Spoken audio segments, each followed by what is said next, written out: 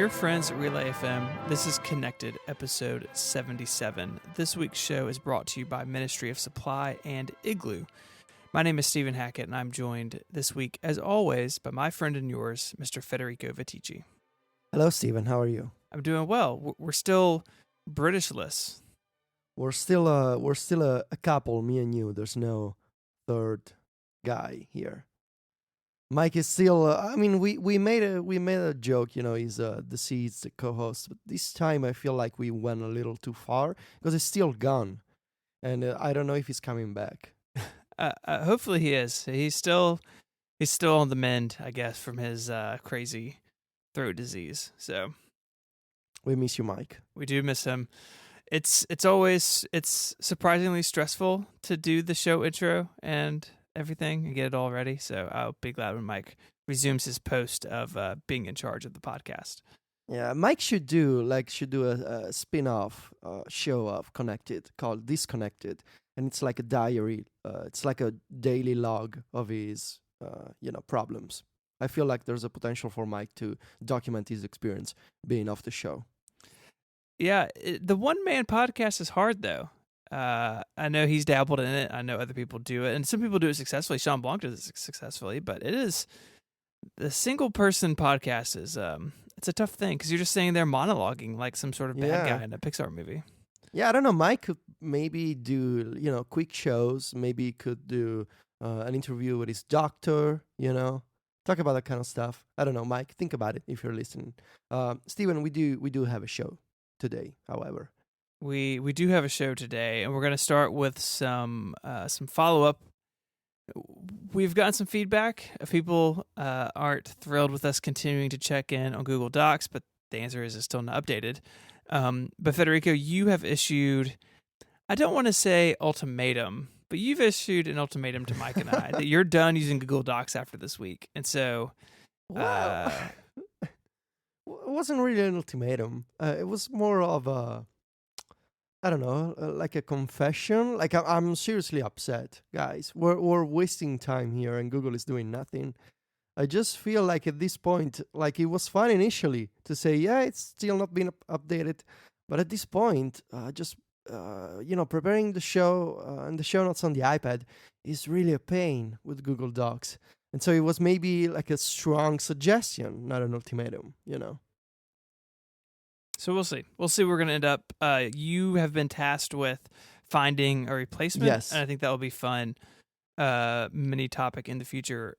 I did issue an ultimatum saying that if we went back to I Work for iCloud, that I was quitting the show and the network and everything. So we're not going back to iCloud. So keep that in mind. So iCloud is out of the question. I feel so much responsibility at this point. When you say I've been tasked with finding a solution, that's... such high pressure. Well, we'll follow up. I'll ping you next week, and we'll see where we are. Okay. You also want to follow out? We do want to follow out.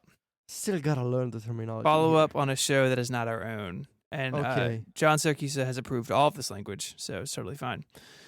On this week's Cortex, episode number 22, towards the end of it, Mike and Gray are talking about the iPad Pro and the Pencil and the 9.3 beta, and basically we talked about it on Connected as well, but the Pencil now no longer works for UI gestures, so you can't scroll a list or scroll a web page or use it to tap buttons. Apple has basically said more or less that the Pencil is for drawing and creating, not for navigating, and so I wanted to point out Cortex because it's particularly interesting, and Gray kind of goes off the rails a little bit with it. But Federico, I wanted to ask you what you thought about like this statement. Like sometimes Apple does this with their products.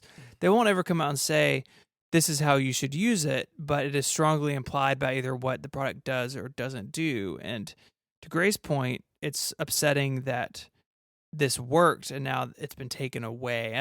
What do you think about all that? Well, I can tell you that I have heard secondhand rumor that it is not a bug, it is intentional, and it's a very it's the kind of decision that people are going to argue a lot. And again, don't take this, take it with a huge grain of salt, maybe. But they're playing around with the idea of just using the pencil for drawing and that type of, limited functionality. My assumption, and at this point we're just speculating here, my assumption is that they maybe saw the way that people were using the pencil as a maybe similarly to how you use a Surface tablet, with a stylus type of device that you use the pen accessory to interact fully with the device. And from what I understand, of course, it's not final and it could change, but I would strongly suggest people, if you're upset, to speak up, to say that it's, you don't like this, what's happening in the iOS 9.3 beta. Personally, I maybe I understand Apple's position here, and I can understand why they're looking at the way that people are using the pencil to, to scroll lists, to interact with iOS, and I understand why the pencil was made as a sort of a artistic accessory, to draw, to sketch, to to jot down ideas, not necessarily as a replacement for multi-touch. And maybe Apple is afraid that people are going to replace multi-touch with the pencil. I don't agree with that position, if only because there are serious RSI benefits for people who want to work on an iPad Pro and do not want to constantly be touching the screen and to use their hands and therefore their wrists to interact with a big 12-inch display. Using a pen in a different position while the iPad is on a desk has considerable benefits when it comes to preventing fatigue and stress on the wrist, and that is why primarily the reason why I want to see Apple reversing this decision eventually in the future. It's not a big deal personally for me because I do like multi-touch, and at least so far I haven't come across that type of issues with my hands and with my wrists especially, but I know that it is a concern for many people, and for those people I would say the pencil provided a sort of solution, even if it was not officially promoted by Apple. Right. So having this change could be problematic. I guess we'll see what happens by the final release, and with iOS 9.4, if that's gonna happen. I've also heard about that, but we'll see. I think what you touched on about multi-touch is an interesting point. That I do believe someone at Apple has looked at the pencil and how people are using it and say, no, we designed it for this, and this is what it's good at. But it also feels a little bit defensive about multi-touch, that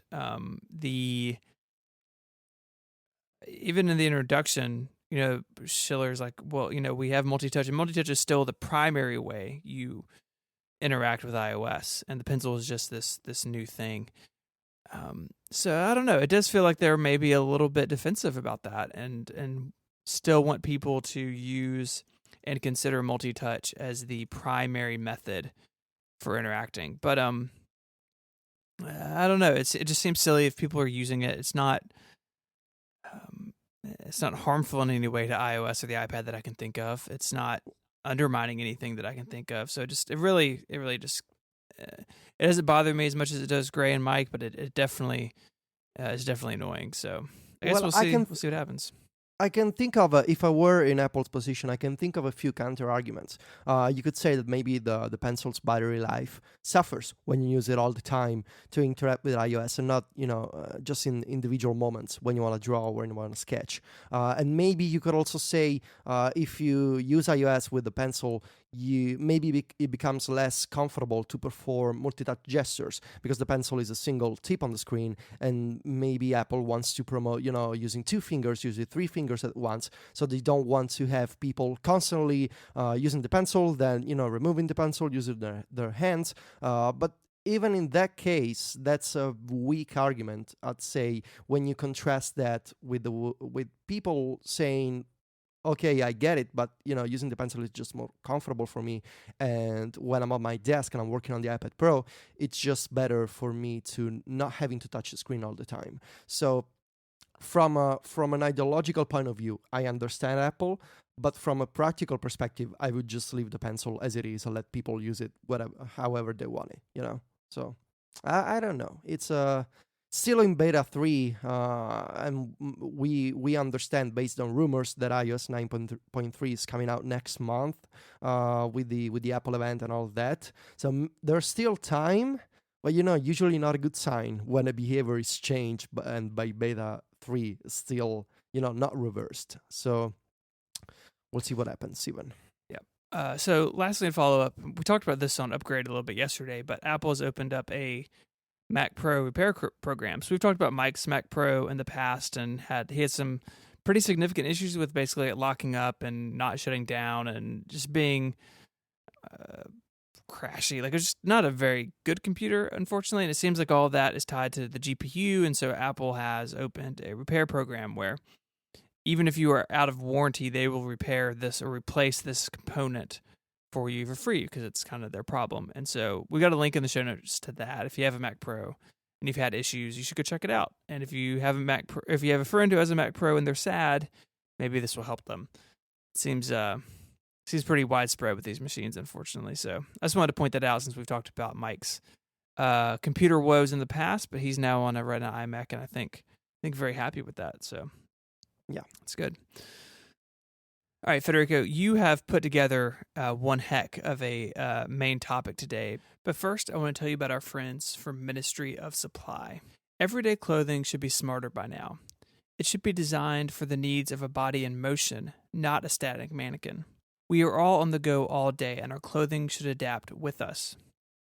The only way we can feel truly comfortable in our clothes is if they're designed to work with our bodies instead of against it. And that's the vision that drives Ministry of Supply, a performance professional menswear company that launched out of MIT 4 years ago. They make polished business clothes that are engineered to provide technical benefits like body temperature regulation to keep you from getting too hot or too cold, sweat-wicking fibers to keep you dry, and stretchable fabric to allow you to move more freely. Ministry of Supply's most tech-forward dress shirt, the Apollo, is made with moisture-wicking fibers infused with temperature-regulating phase-change material. This is the same stuff that NASA developed to keep astronauts cool in space. It features a light-knit construction for breathability and a 4-way stretch for mobility. Ministry of Supply commissioned a research study from a university in Portugal that found it was around 15 times more breathable than a 100% cotton dress shirt.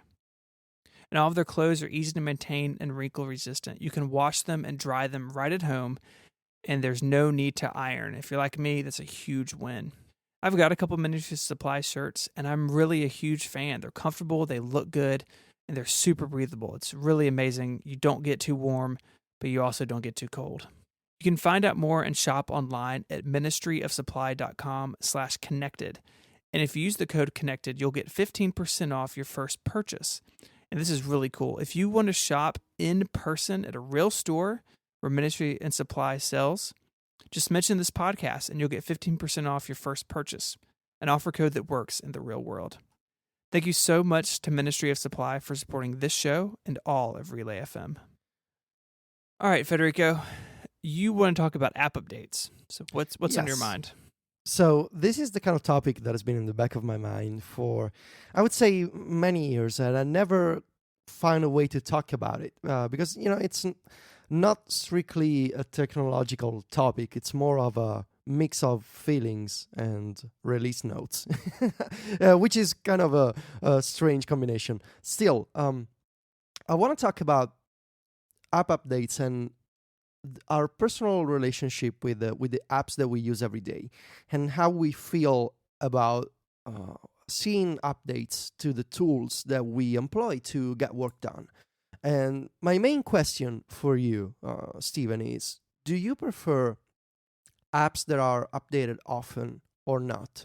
This is the core idea behind this topic.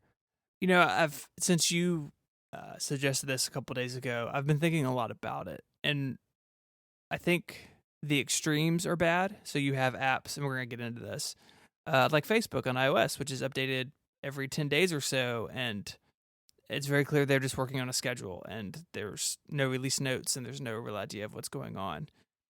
But then on the other end, you have apps that may only get updated for major OS releases. So things that, are quiet for a year, and then a new version of OS 10 and iOS are out, they're updated for compatibility and move on.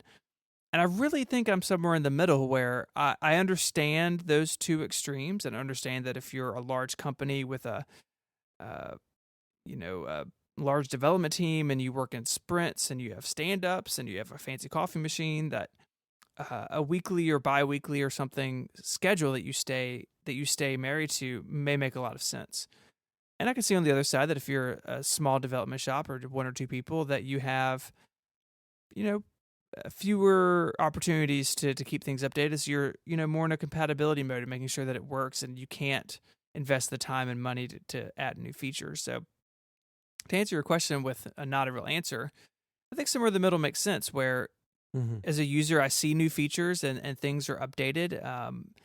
Of course, we're staying up to date for compatibility, but not so often that my workflow is going to be radically changed or broken on a regular basis, and that in a way that the communication from the developer to me as a user is clear, and I'm not overburdened with running an update every 8 days.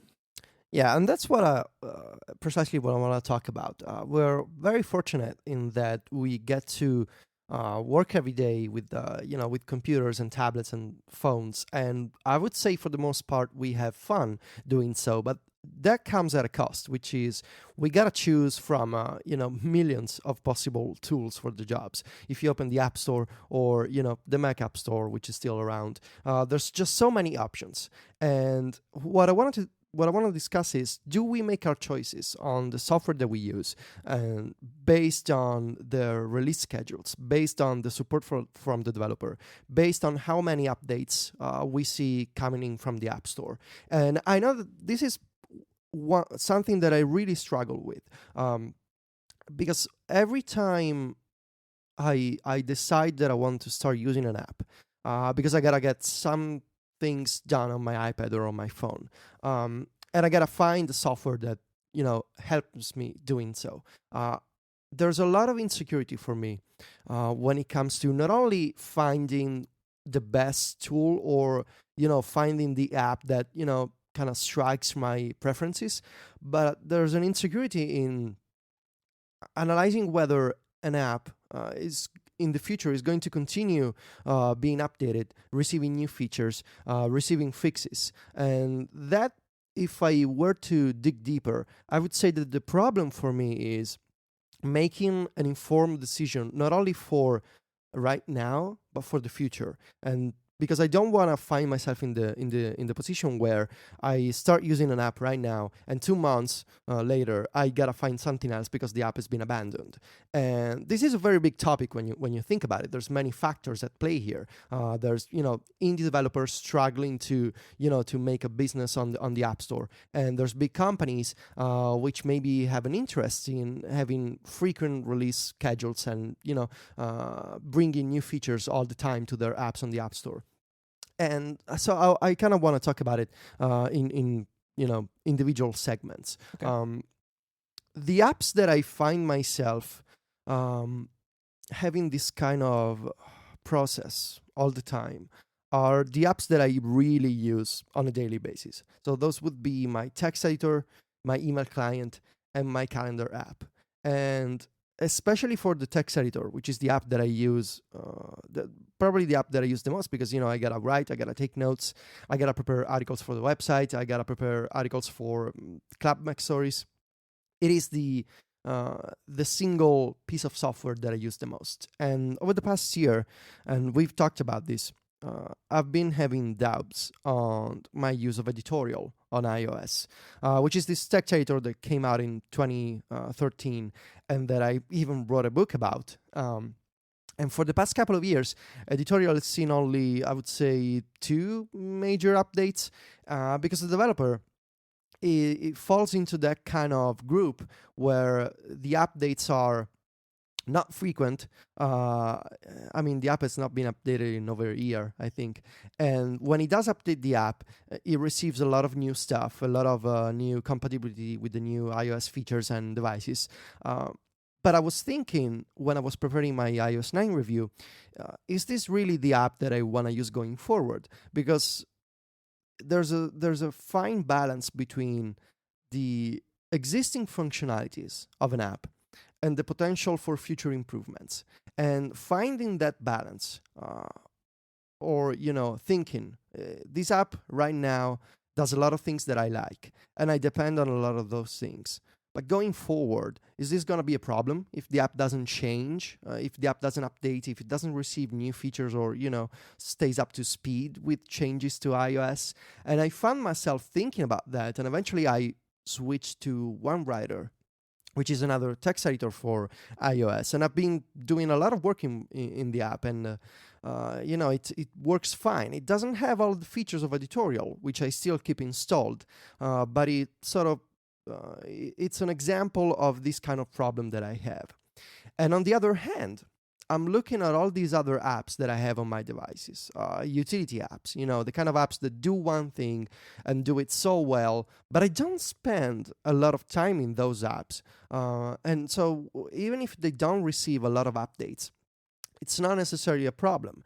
And, text expander, custom keyboards, emoji apps, they do one thing, and even if they don't receive updates, that single feature that they have, it's not, a problem for me if they don't receive updates every other month. And then there's another category of apps, maybe, when you simply don't have an alternative. Pythonista or Workflow come to mind. They have one key feature or one key aspect, and there's just no other solution. So in that case, you could say they're irreplaceable.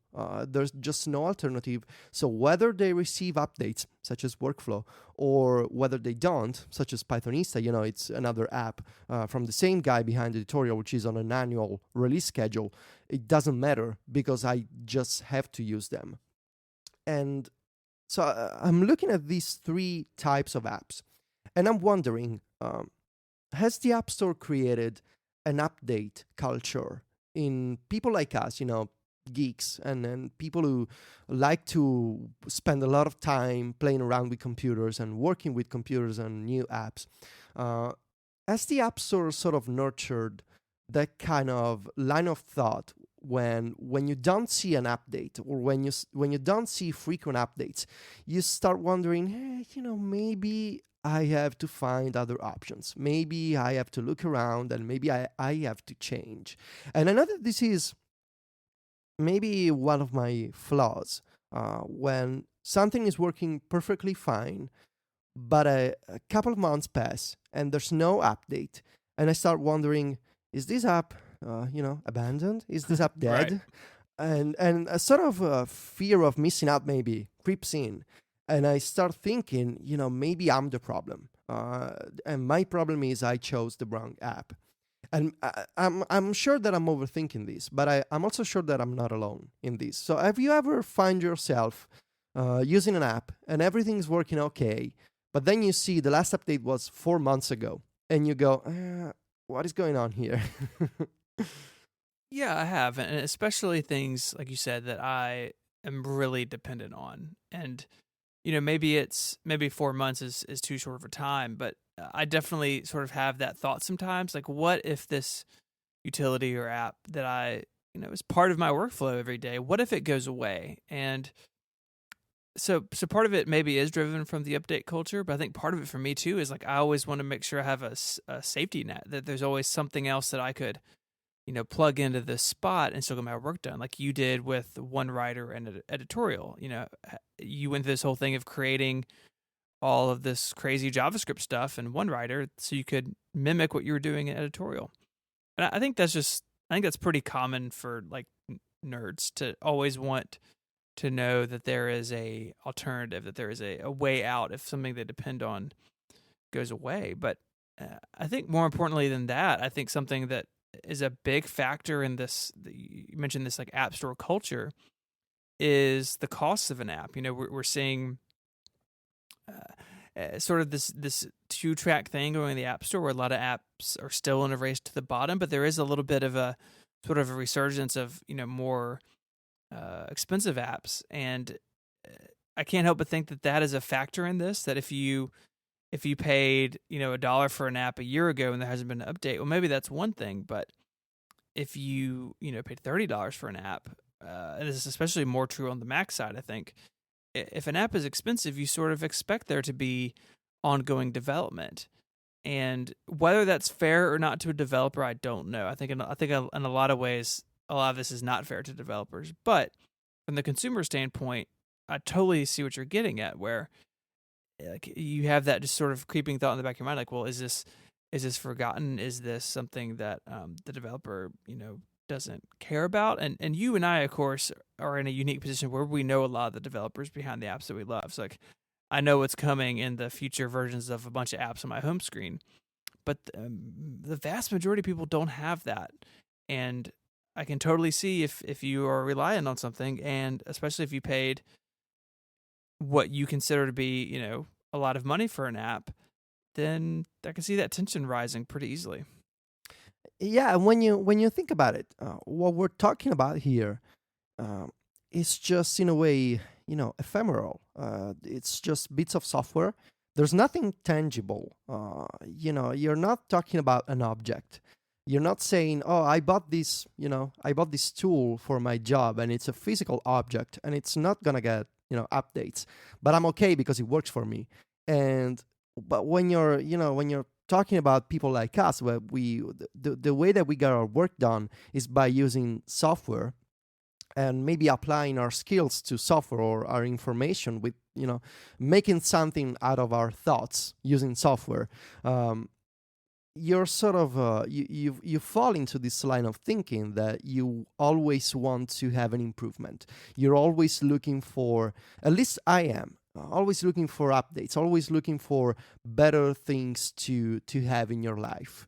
And so you at least over the past 6 years, I have found myself feeling, and this is gonna sound maybe stupid or silly, I don't know, but every time I see an update to an app that I use every day, I feel a weird combination of joy and satisfaction, because I know that the app that I chose is getting support from the developer.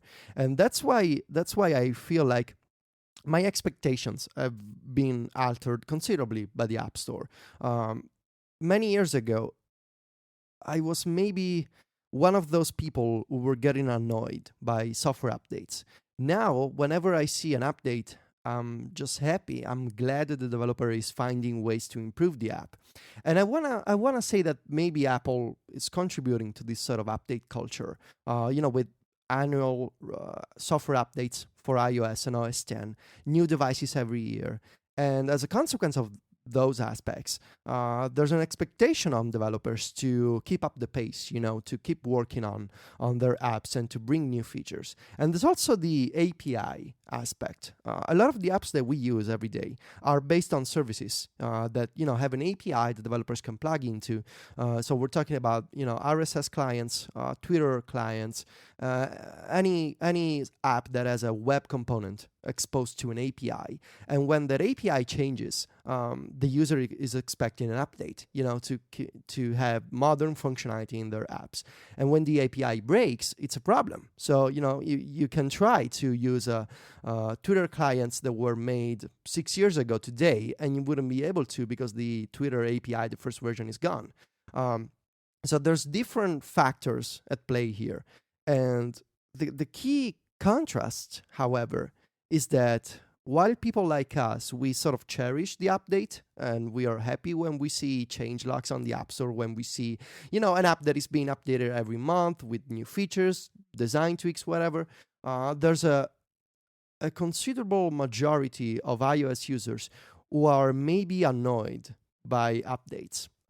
I've been speaking with some friends to kind of understand what normal people think about this. And the vast majority of my friends, they are annoyed every time they see that they have to update, Facebook or Messenger or a Google app or any other app that they use on their iPhones, just because there's a common fear that the update is going to break stuff. And this is probably the reason why Apple made automatic updates an option on the App Store a few years ago. But there's sort of an expectation in people who don't obsess over apps and the App Store, an expectation that the update brings bad news, maybe. And this is such an interesting point of view, because whenever I see an update, my mind goes, okay, there's fixes, there's new stuff, this is good news. But when other people see an update, they're just, oh god, there's another update that I gotta perform. And I don't know, but have you seen that kind of maybe stance or line of thinking in people unlike us? I have. I do think it's a little bit better now with auto updating in the App Store, that you always see a friend who has, a 37 badge on their App Store icon. Exactly. Like, what are you doing? Like, oh, it takes Yes. time. I got to go do it.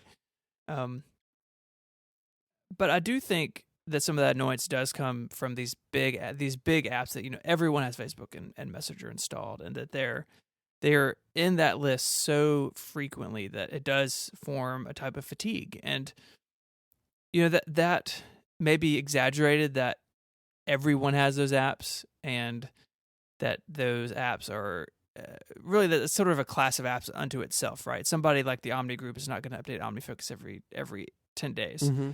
But Facebook and Twitter and these other big companies can do that. And I do think there's some sort of balance to be struck in if you're doing that, you need to prove that it's useful. And unfortunately, the companies that are updating so frequently are the ones who are just miserable at the note section in the updates. And not that everybody reads that, and I think most people don't, but for those who do want to read it, I think it should be there and it should be helpful.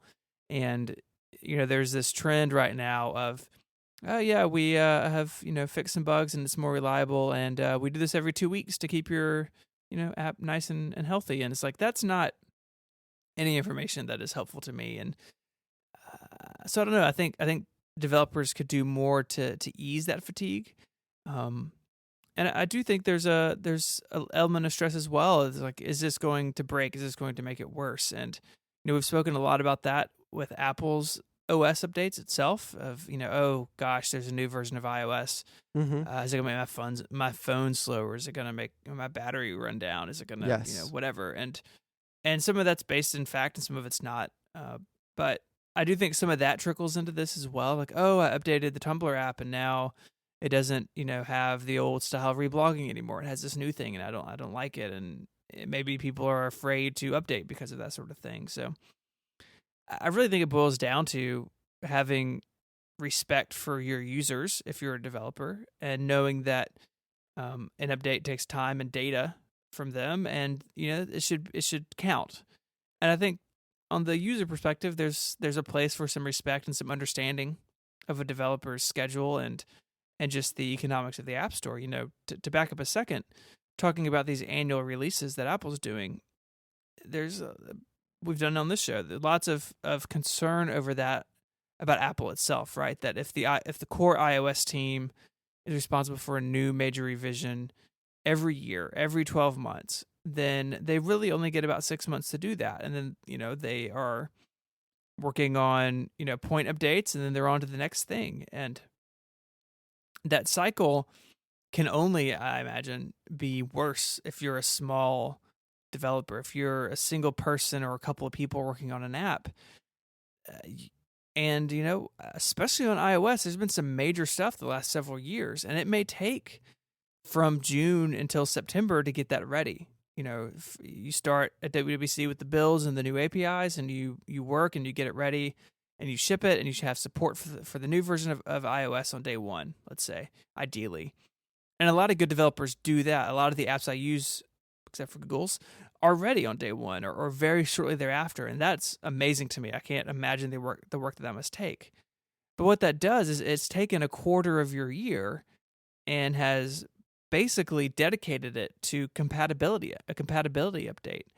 And what if iOS or OS 10, like it used to be, was on a slower cycle? Would we see developers have more time and more energy for feature updates, for design refinements, for updates that matter in different ways than just compatibility or just keeping up with new features?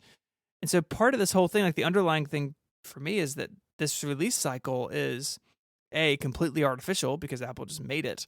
But B, it's got to be a huge weight on developers to be able to just keep up with Apple's pace.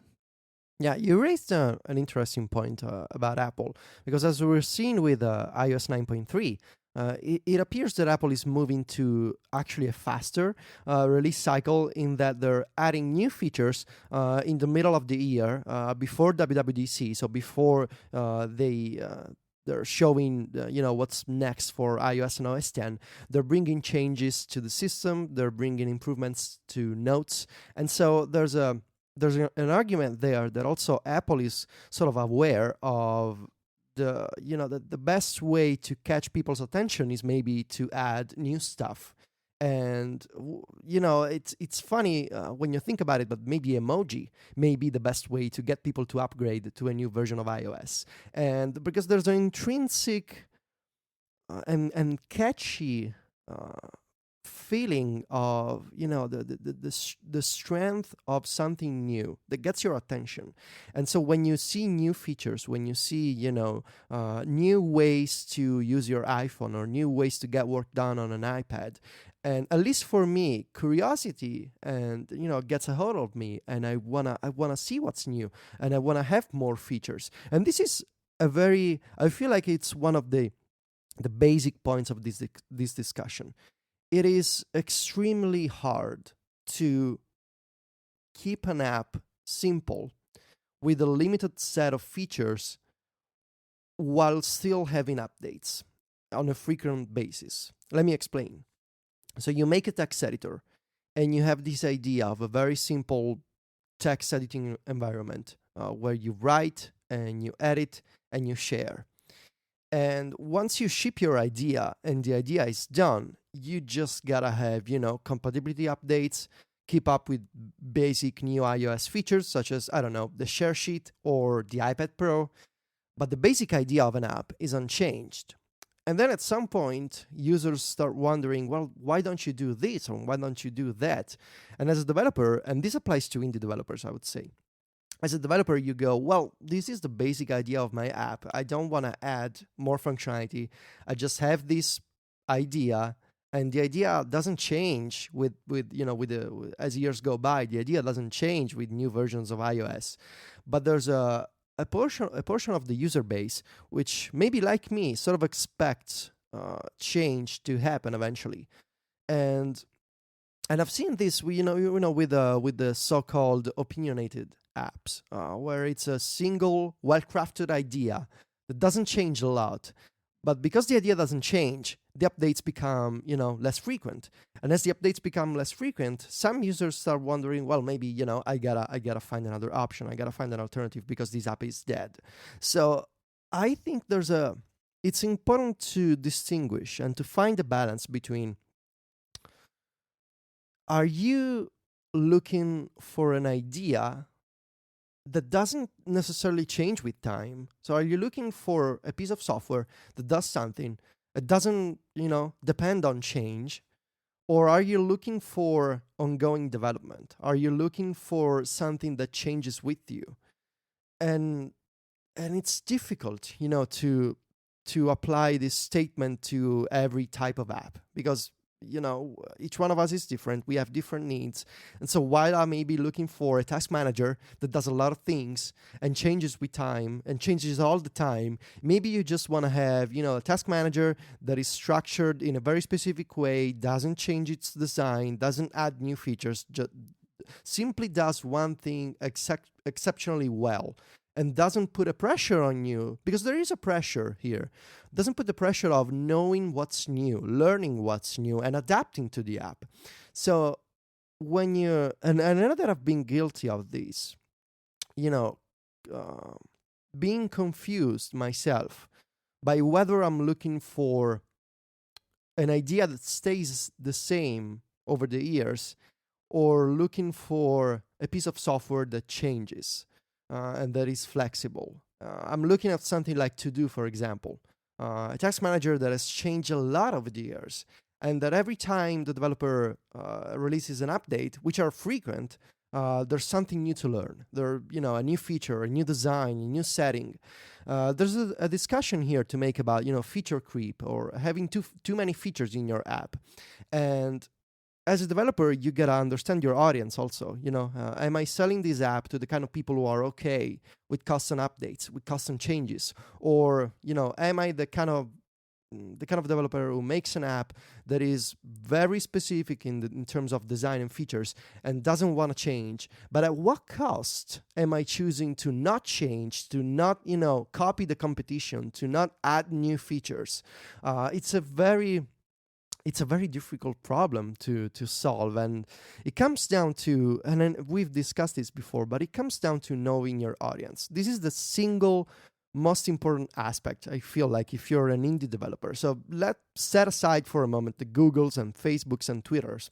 But if you're an indie developer, so if you're a small team or a single person making an app on the App Store, knowing your kind of people is essential to know whether it's okay for you to add settings, to add features, to change your design, to constantly be on the verge of making changes to the product, or wondering if you're maybe the developer of an app that does one thing, it's so utilitarian and it's so immutable, with time and with other external conditions, that it's okay for you to say, I made this app 2 years ago, I may release updates every 6 or 7 months, and that's okay because this app does this very specific thing and it doesn't need to change. Now, to wrap up, Stephen, I don't feel like personally there's any hope for improvement when it comes to when it comes to me, simply because of one aspect, which is I gotta write about software, and intrinsically change is intertwined with what I do, in a big way. I write about change. I write about what's new, and it's difficult to make articles or record shows that are evergreen, and this is very high level discussion, but when you think about it, making an app or writing an article or making a podcast, it's not too different. You're releasing software, whether it's text or audio or an app, it's still software, and there's nothing. You're not making.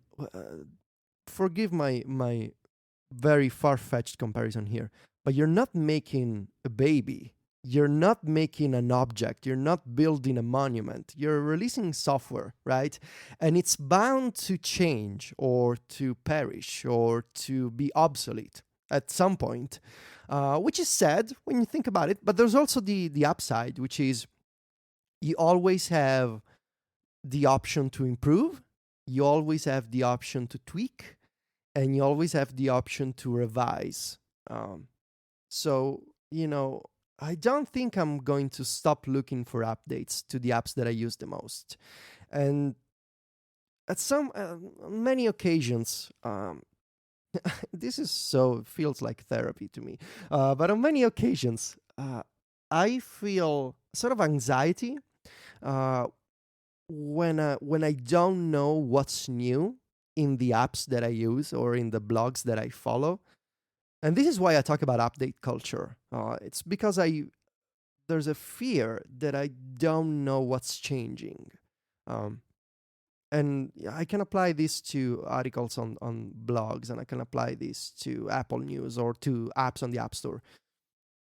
But I feel like I'm hopelessly bound to staying updated, But if you're a developer, you don't have to be in this situation. Understand what kind of app you're making, and know that it is okay to not release updates every 2 weeks or to not release updates every 6 months. But it depends on the kind of app that you're making. And this is also true for podcasters, for writers. You don't have to blog every single day. You don't have to make a podcast every single day. You can make one every 2 weeks, or you can write every couple of months. It's okay. It just depends on your audience, which is, probably the issue here. What's an audience? But maybe that's a topic for another time. Sorry, Stephen, if I went on for too much. No. But just, that kind of topic that I just gotta get it out of my head.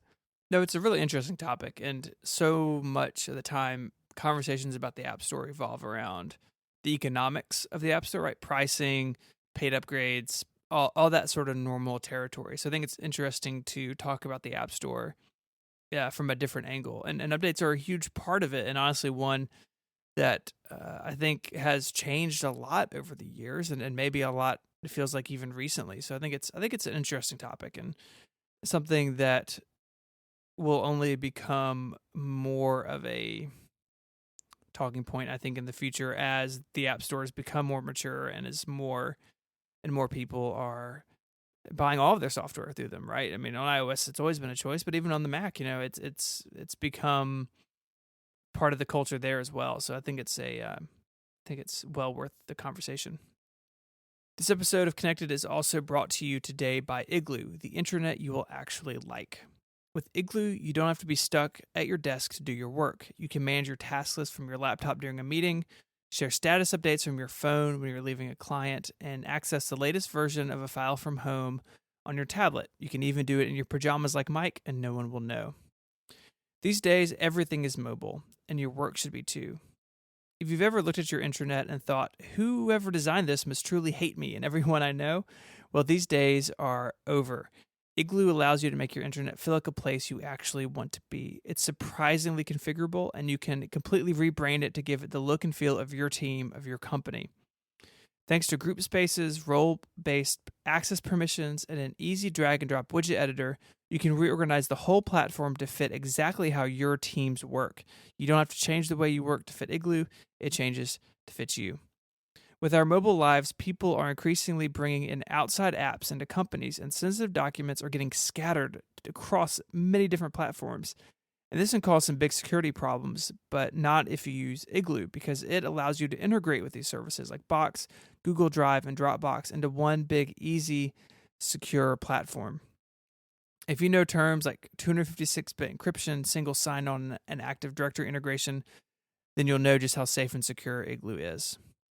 With Igloo, you can share these files with your coworkers, you can collaborate on them, you can track who has read them with read receipts, and all of this is super useful in making sure that everyone has the critical information they need, everything has been seen, and everyone is on the same page.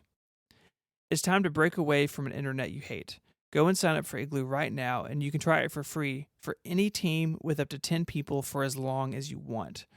Sign up at igloosoftware.com/connected. Thank you so much to Igloo for supporting Connected and all of Relay FM. All right, we are going to return to some Connected QA this week. Yay! And so we got some questions here from listeners, and we'll go through these. So Jimmy asks, do you think Apple plans a smart keyboard or pencil with the iPad Air 3 this spring? Well, that's a big question, right? We've talked about this last week, I think, or 2 weeks ago. It seems fair to say that eventually the iPad Pro accessory line and hardware will trickle down to other iPads, much like iPhone features trickle down the product line eventually. And it makes sense to me to have the smart connector become a shared option across many types of iPads. I don't know if Apple plans on adding pencil support for the iPad Air 3, if only because they made a big deal of the pencil being an iPad Pro only accessory just a few months ago. But as we've discussed, Apple doesn't like to not add features based on what they said in the past. So I would be surprised if eventually the smart keyboard and the pencil don't come to the 10-inch iPad. I don't know if it's with the next iPad, but I wouldn't be surprised. Yeah, I think the other thing for me is on the smart keyboard angle is having a keyboard that is wide enough to be full size, but also small enough to kind of fold over like the Pro keyboard does. I don't really see them doing a smart keyboard if it's a lot smaller and a lot worse than the smart keyboard is now. So for me, that's the bigger question. I think the pencil is probably a no-brainer, but I guess we will see in just a couple of weeks. So Ryan asked specifically about the iPad Pro, what are some accessories that we'd like to see developed, and maybe some types of apps we'd like to see come to the iPad Pro that aren't there now? Wow. Okay. So accessories, podcasting accessories, microphones, docking stations, whatever. I just want to be able to, run audio apps, Skype simultaneously, and to record audio with a proper interface, with proper hardware, without having to buy, like a dozen adapters and cables. And as for apps, what kind of apps do I want to see? Maybe this is something that I really want to have an iOS version of BB Edit or an iOS version of Sublime Text. You can see that I'm a really big fan of text editors here.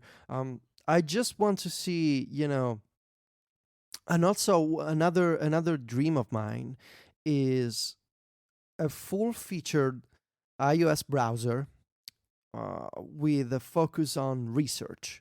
So maybe a combination of what you have on the Mac with Devon Think, and just like a supercharged Safari with many features for research. So highlight web pages, drag and drop snippets of web pages around, create files from those snippets, organize web pages. And there's a bunch of iOS browsers that do this, but not to the extent that I want to see. Like I would pay $100 for a very powerful browser with note-taking functionalities, research features, all built into a single package.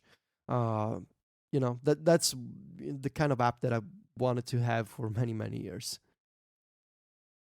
Yeah, I think for me, the audio stuff is definitely the biggest, and that's a conjunction of hardware and software, of course. For me, that would really make the iPad Pro, especially for travel, like having to record on the road and stuff, just much better than lugging my MacBook Pro and an interface and a microphone and everything. The other thing that sort of comes to mind, and we've been talking about it in Slack some, is just some more options for carrying the thing around. So some more options for sleeves and bags and things that accommodate the bigger size. I think that will come. A lot of manufacturers are catching up to that now. But just having some more options when you need to stick it in your bag and go somewhere, I think would be nice. Waters wants to know what we think about a MacBook Pro update once and predictions. Yeah, so... this is yours. It's heavily rumored Skylake is coming to the MacBook Pro hopefully pretty soon. That's the next generation of Intel chipset that brings along with it things like USB-C and Thunderbolt 3, which are plug compatible, so it could ride over the same connector, which would just be great. For me, I would like especially the 13-inch to be a really good option. I've got a 15-inch now, like I was telling Jason yesterday. I think I'm going to go back to a 13 at some point. It's a lot more computer than I want to lug around, and I don't use it as a laptop hardly ever. It's always docked even now to a display and keyboard and mouse and everything. So having something a little bit smaller to carry around but still as powerful would be nice. And so I hope that Skylake allows them to do that, where a computer can be really powerful. I do wish the MacBook Pros get better battery life. The 15-inch in particular is okay. The 13-inch MacBook Pro, in my experience, is a pretty miserable battery life, especially compared to something like the Air. And so I really hope that they don't take Skylake's performance increase and lob a bunch of battery off and keep the same. I would like to see them increase the battery life, but I know that's probably silly. So for me, a nice, well-rounded 13-inch MacBook Pro would be great. I do have some questions about adapting from USB-C / Thunderbolt 3 down to old Thunderbolt. I got a bunch of Thunderbolt stuff running around, but I'm sure that will be pretty easy to do. People in the chat room are talking about Touch ID on MacBooks. I mean, sure, that'd be great. I don't see that happening. I think that technology is pretty rooted in Apple's ARM chipset, and I don't even know if that would be possible in any feasible way with the Intel chipsets they use in the Mac. But I don't know. I'm not a chip guy, but I would not hold my breath on Touch ID coming to your Mac anytime soon, unfortunately. This next one, I'll ask you first. My answer is probably going to be predictable. How is your Apple Watch faring after we're coming up on a year, I guess, here pretty soon? How's the Apple Watch treating you, Federico? Well, I'll tell you that I still have to write an article about the Apple Watch. I feel like that says a lot. I'm still understanding what the Apple Watch does for me. It hasn't become, at least right now, a must-have. I do miss it when I'm not wearing the Apple Watch, but I also get by. On a couple of occasions, I forgot to put on my Apple Watch in the morning, and I went out and I was like, oh, yeah, I don't have an Apple Watch. That's inconvenient. But, it's also not a big deal. It's been very nice for notifications and for seeing messages come in. It's been fine for fitness stuff, to check on my heartbeat, to monitor workouts, to check on my step count. But the big problem for me is that the software is unreliable. It's slow. It's very slow. And even after watchOS 2, apps either fail to launch or they take several seconds to launch, which makes them unusable because the whole thing is based on the premise that you should be able to launch apps in a second and to glance at information in a second. But when you swipe up to open the glances and they take 3 to 4 seconds to update, or they don't update at all, or when you try to go to the home screen and you tap on an icon and the app doesn't launch, or it shows you a spinner for 8 to 9 seconds, well, that's a problem, right? And it sort of makes the whole thing unusable for me when I want to install apps and the apps don't work. So it's okay for the system features, to look at notifications, to archive an email message from my wrist. That's convenient. Or this is something that I do quite often, to change the song that is playing with the music glance. That's been nice, and I also use it for podcasts to kind of skip ahead when I don't want to listen to specific sections, or to kind of rewind and listen again to something that a person said. But aside from that, the Apple Watch is no iPad for me. It's no iPhone either. From a fashionable point of view, it's very nice, especially when you combine that with the different bands and accessories. That's very cool looking, I would say. But from a software point of view, functional perspective, it's very problematic for me. And I want to see the next generation or watchOS 3, whatever it is, just make it fast. Because right now, it's slow, it's unreliable, and I find myself not being interested in watchOS apps for 2 reasons. One, because they don't work, so I don't have an incentive to look out for new apps because I know I'm going to be disappointed. And 2, because many of the apps that I want to use don't have watchOS 2 updates.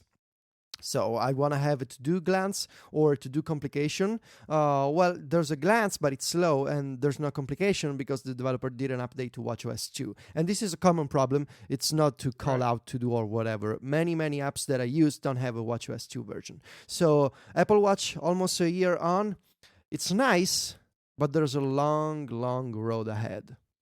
Yeah, I agree with everything you say for the most part. I will say that the speed is definitely an issue, and I think that is only going to be resolved with new Apple Watch hardware.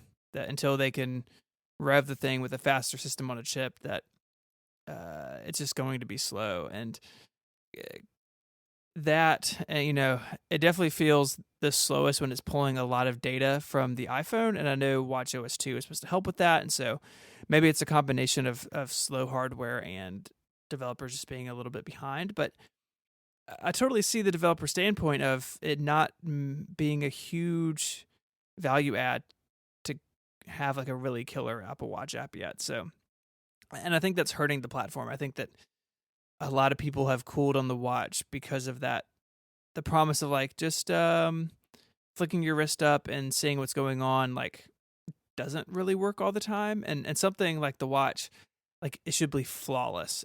You shouldn't have to, swing your arm around a bunch of times to see your to-do list. And so that frustration, I think, is a very real thing.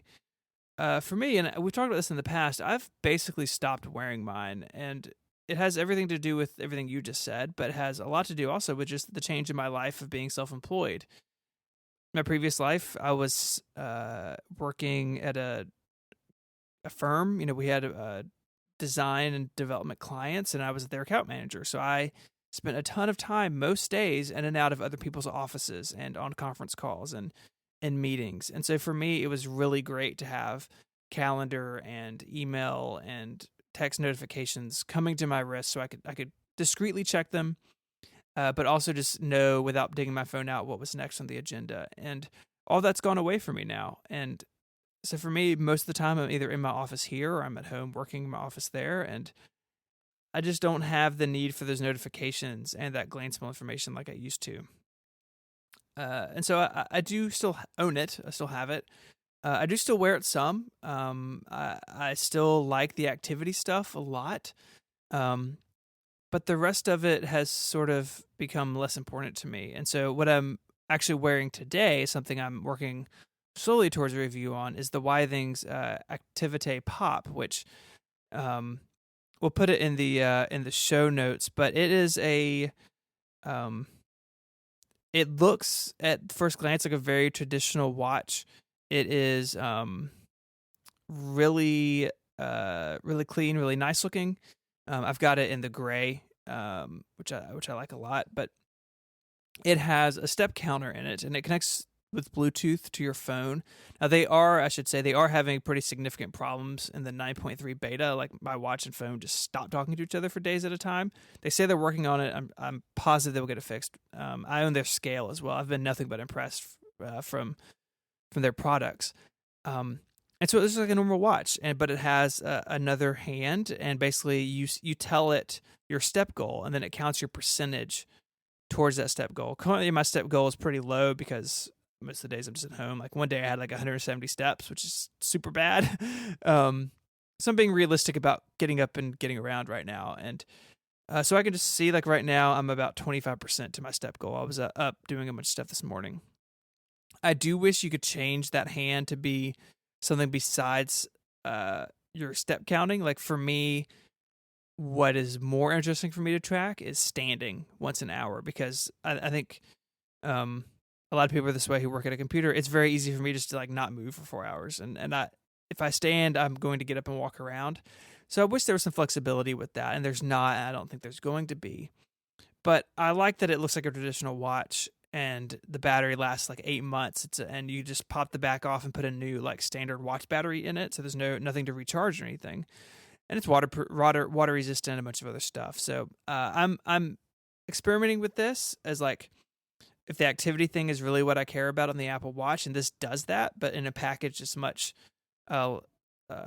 thinner, which is nice. It doesn't call on sleeves like my Apple Watch does. It weighs less. It looks more like a traditional watch. So we'll see. We'll see if this sticks. I've been wearing it for a couple weeks, and it does like alarm awake. You can set an alarm and stuff on it. It'll wake you up silently. It's a pretty interesting mix between a watch and a fitness tracker. So we'll see where this sticks. But it's what I'm currently wearing, currently experimenting with. So, up next, Nick wanted us to touch on the Day One thing. So, Day One is a journaling app for Mac and iOS. They just, I think last week, had Day One version 2. Huge update to the Mac and iOS, simultaneous updates. They're both paid updates. They are... in this update, they've made a lot of changes. The big one is they have moved from an option to sync with either their own server or iCloud or Dropbox, and now you can only use Day One sync. And they have said that brings a lot of flexibility for them and a lot of reliability. And they're going to be able to do things like build an Android client, build a web client, have shared journals, and all of this stuff because they control the whole stack now. But the fallout of that's been really interesting, I think. That there's, of course, always the noise if someone has a paid update. But there's also there's some concern about the syncing and a couple other things. I, for one, have found the syncing reliable. I beta tested it. I actually moved to their sync engine in version 1 basically as soon as they announced it, just to see what it was like. And it's crazy fast. It was I was using Dropbox before, and it's much faster than Dropbox. And I've been really impressed with it. And I was happy to pay for the updates. I use Day One on a very regular basis, and so for me, it wasn't a big deal. But I do see people's point that they want options. I do see people's point that I don't think Day One's been as clear as they could have been with some of the security stuff, and they had some reliability issues on launch day and that sort of thing. But I don't know. I know you at one point at least were using Day One a bunch. Is it still something that you use pretty often? Yeah, not on a regular basis. Mostly because it's kind of painful for me to look back on some memories. And sometimes I open Day One and I see old pictures, and I'd rather not see them. If only because the memory in my brain is enough. Right. But it is an excellent app, and it's been interesting to see the reaction from people. So either on Twitter or if you read the reviews on the App Store, a lot of people saying, "Well, I won't come back," and this is, it's always a funny threat. "I won't come back, or I won't leave a 5-star review unless you bring back Dropbox and iCloud." And the argument that I saw, that I wasn't expecting to see, is I trust iCloud. I don't want to use your custom syncing service. And it's fascinating because we went from a time where people were concerned with iCloud, either because it didn't work or because they didn't trust Apple, to saying, I only trust iCloud. I don't trust you. And I don't want to think about signing up for another web service. I don't trust you to provide the kind of privacy that Apple gives me. I just want to use iCloud. And in just 5 years, I would say, iCloud, the perception from a lot of people has changed. And it's interesting, to kind of see this drawback from customers to an app that says, well, we want to add, custom syncing options, and iCloud doesn't give us that freedom, so we developed our own solution, which makes sense, because they want to integrate with web automation, with IFTTT and other services. They want to have support for cross-platform with Android and other devices. So it makes sense to have a custom web component. But I found it interesting to see the reaction from people saying, I trust iCloud, why don't you give me iCloud? Right. So it doesn't look like they're gonna go back and re-add Dropbox and iCloud. They're gonna stick with Day One Sync, which I think makes sense. Maybe I would have shipped the 2.0 update with the custom encryption functionality that they are talking about, to have your own encryption key. That feels like it would have eased the concerns from people, before getting them to move from iCloud to Day One Sync. But, it's coming, so eventually everything should be okay, I guess. Yeah, and maybe they should have done a better job just communicating all of that, but I think the dust will settle, and I know that they've got some updates in the works to maybe ease some people's minds about the security thing with private key encryption and a couple other things. But it's something to consider. And I know they're also looking at some like Apple ID login stuff. So there's a lot more coming. I think they sort of had to get it out the door and then circle back. But it's definitely still an app that I use pretty often. And hearing you share that, I definitely have some of that in my Day One. And the new version actually allows you to have multiple journals. And so I'm actually thinking about putting some of that stuff in a separate journal. So it's not in my primary one anymore. So if I want to go see some of that stuff, I can, but it's not immediately accessible, which may be a nice way to sort of continue to use it, but not have to relive terrible things every time you open it. Yeah, it's definitely not pleasant to look at some pictures. I'm like, okay, I wanna save my thoughts in Day One. I open the app and I see, some pictures, and I'm like, okay, well, there you go. I'm going to close the app now. So yeah, maybe multiple journals is what I want to do. Just move everything that's old and painful to another journal and start a new one. I don't know. sometimes I just don't have the patience to, after an exhausting day, to sit down and be like, okay, now I have to go through all the concerns and fears and doubts that I had today and just write them down in a journal. I struggle with that. I'll try again. Cool. The last question I think is pretty interesting. Asking about our sort of work setup, the idea of when we sit down at our desk or where we do our work. And I think this is more interesting for you being an iPad user. What does your desk look like when you're sitting working? It looks like a kitchen table with an iPad. That's what it looks like, really. I work primarily in the kitchen, just because it's a kitchen/living room, and I enjoy having my Sonos there, my coffee machine nearby. I can grab a snack or some refreshments, and it just looks like an IKEA table, a black one, with an iPad Pro. No keyboards, because I use primarily the software one. And an addition to my setup that I absolutely love is the 12 South Park Slope, which I bought from Amazon about a month ago, at the end of December. And it's just perfect. It's the kind of stand that props up the iPad at an angle that I love. It's got a rubber finish at the bottom with some like a rubber protection that prevents the iPad from falling over the table. The angle is just right. It's super comfortable. Works with the iPad Pro. Works with any MacBooks.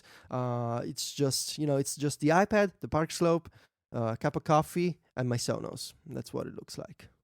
I like that.